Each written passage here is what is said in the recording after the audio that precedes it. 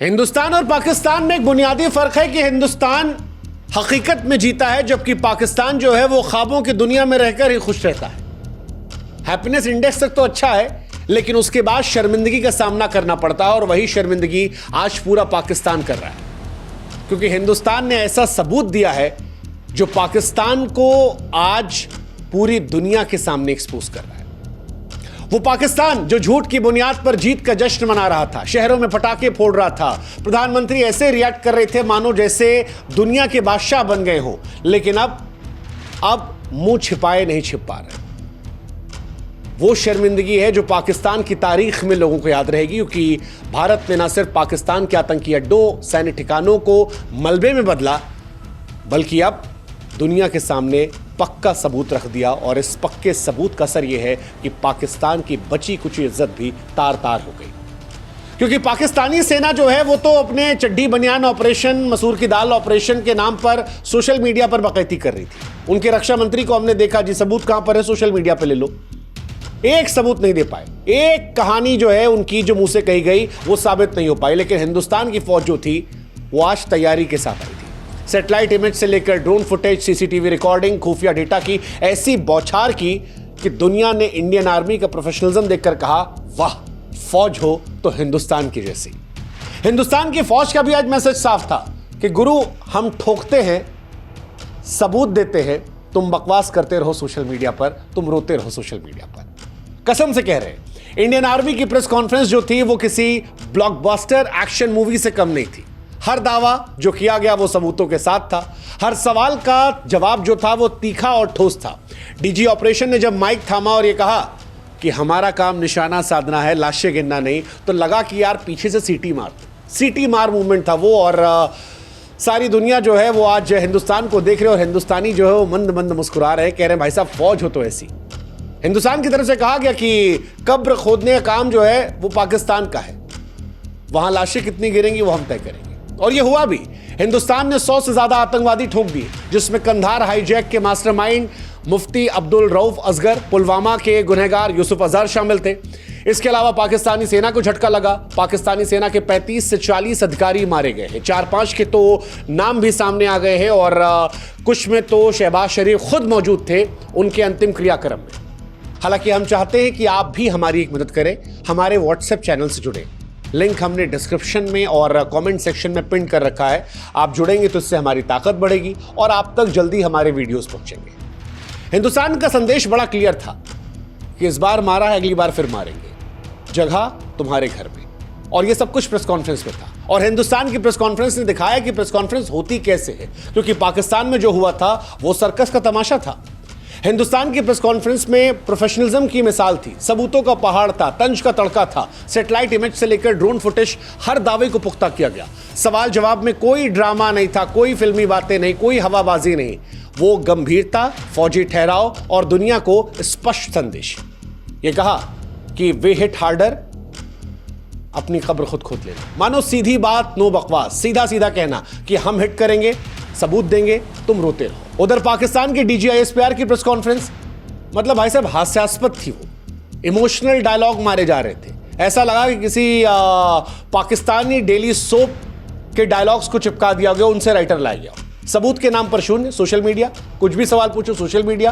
पूछो जी आपके पायलट सुरक्षित, सोशल मीडिया। आपका ये नुकसान हुआ, सोशल मीडिया। इंडिया को क्या हुआ, सोशल मीडिया। इसीलिए आज सोशल मीडिया जो है वो सारी दुनिया हंस रही है जब हिंदुस्तान ने सबूत पेश किए। पाकिस्तान एक्सपोज के नाम से ट्रेंड चल रहे हैं। इंडियन आर्मी के प्रोफेशनलिज्म को देखकर पाकिस्तान एक्चुअली ऑलरेडी एक्सपोज है, क्योंकि पाकिस्तान रियलिटी में तो है नहीं। पाकिस्तान ने आज सुबह भी मैंने देखा, सुबह जब मैंने सोशल मीडिया खोलना शुरू किया तो एक पोस्ट आई कि टेलीग्राफ ने छापा है कि पाकिस्तान की जो एयरफोर्स है वो नंबर 1 है। बाद में जूम करके देखा, भाई साहब इतनी सस्ती एडिटिंग करवाई थी फोटोशॉप से, हमें लगा यार कम से कम कह दें कि भाई एक वीडियो एडिटर या फोटो एडिटर रख लो यार। मतलब सबूत इतने सस्ते क्वालिटी में, सबूत HD क्वालिटी में दिए जाते हैं। और आज हिंदुस्तान ने पाकिस्तान की बेइज्जती जो है वो फुल HD ट्रेलर में की है। ऐसे ऐसे सबूत किए हैं जो भाई साहब मानो माइक ड्रॉप मूवमेंट वाले थे। दुनिया के सामने पाकिस्तान की सारी पोल खोल दी गई, ये रहा वो सबूत, ये रहा सबूत, ये रहा सबूत। पाकिस्तान आज दुनिया के सामने नंगा हो गया। कैसे, बताते हैं कहां हुआ।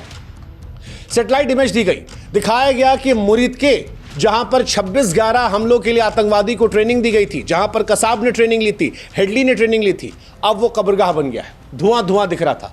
बहावलपुर 15 एकड़ में फैला मरकज सुभान अल्लाह भारत के हथियारों से उजड़ गया।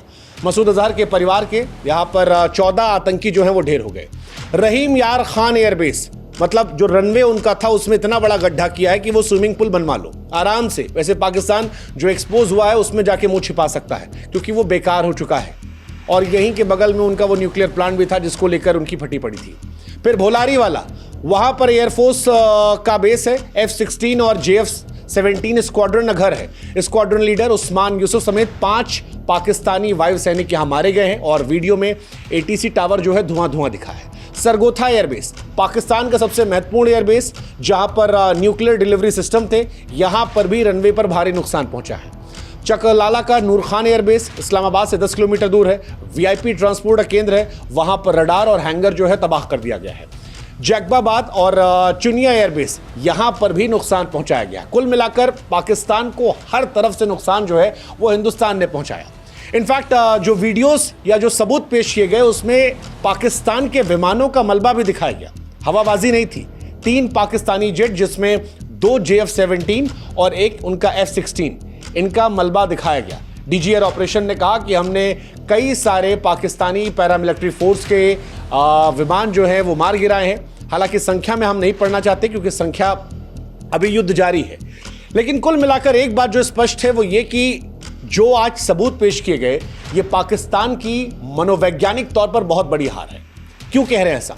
क्योंकि पाकिस्तान की फौज ये जान चुकी है कि भारत किसी भी समय किसी भी ठिकाने पर बिना चेतावनी के उनको ठोक सकता है।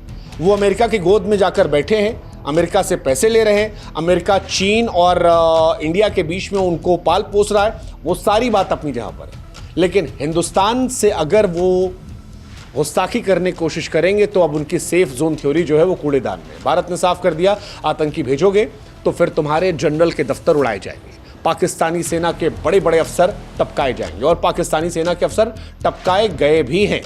कई सारे पाकिस्तानी अफसरों को एक्सपोज किया गया। एक तो टपका के एक्सपोज किया, दूसरा पाकिस्तानी सेना के वो बड़े अफसर जो आतंकवादियों के जनाजे में शामिल हुए थे, आज उनको भी दुनिया के सामने डाल दिया गया। नाम तक बता दिया हिंदुस्तान ने। Lieutenant general Fayaz Hussain Shah, major general Rao Imran Sartaj, brigadier Mohammad Furqan Shabbir, इन तमाम लोगों की तस्वीरें जो हैं वो सामने लाई गई। दिखाया गया कि आतंकवादियों के जनाजे में ये शामिल हो रहे थे और अब ये नाम UN और G20 में गूंजेंगे और पाकिस्तान जो आतंक को पनाह देता है एक बार फिर दुनिया के सामने एक्सपोज होगा। हालांकि दुनिया को पता है कि वो पाले पोसे बैठे हैं। ये सारी तस्वीरें सोशल मीडिया पर है, लेकिन अब आधिकारिक तौर पर है, इसलिए और ज्यादा ये बड़ी है।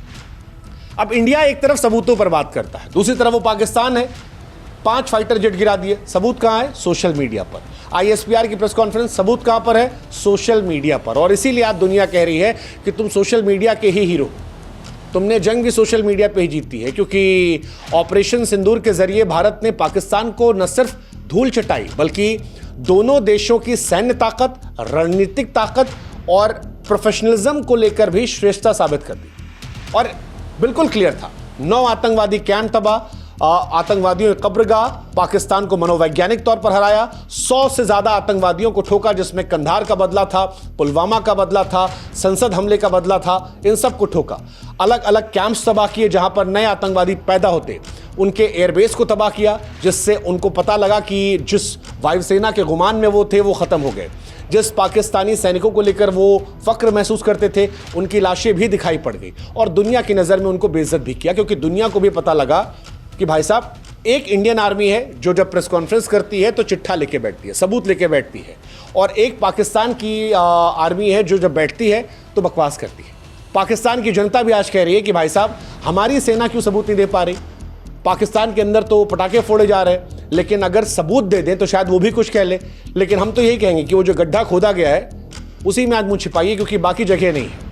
फिलहाल भारत के सबूतों ने पाकिस्तान को पूरी तरह से बेनकाब कर दिया। पाकिस्तान हालांकि अभी भी, जैसा हमने कल भी एक वीडियो में कहा था कि खुश रहना पाकिस्तान को आता है। मतलब अगर ख्वाबों की कोई दुनिया होती तो पाकिस्तान शायद उसका बादशाह होता, क्योंकि वो हार को भी ख्वाबों में जीत में तब्दील कर लेते हैं और ये उनकी बहुत यूनिक कला है। और इसीलिए शायद भारत उनसे हर जगह आगे है, लेकिन हैप्पीनेस इंडेक्स में वो हमसे आगे निकल गए। क्योंकि अगर आपने पतन को ही उत्थान मान लिया तो फिर आपको कोई क्या कर सकता है। बेशर्मी की जीत का जश्न वो मना रहे हैं, लेकिन हकीकत जो है उनके ख्वाबों से बड़ी अलग है। और इसीलिए भारतीय सेना ने आज स्पष्ट कर दिया है कि हम इसी तरह से जाएंगे। तुम अपने मुगालते में खुश रहो, हम तुम्हें मटिया मेट करके खुश रहेंगे। साथ ही चेतावनी भी है कि अगली बार कुछ किया तो कराची पोर्ट से लेकर ग्वादर तक भी धुआं धुआं होगा। क्योंकि इंडियन नेवी का जिक्र हुआ तलाश में और कहा गया था कि नेवी तैयार थी कराची पोर्ट पर हैसियत दिखाने के लिए, हम एज ले रहे थे।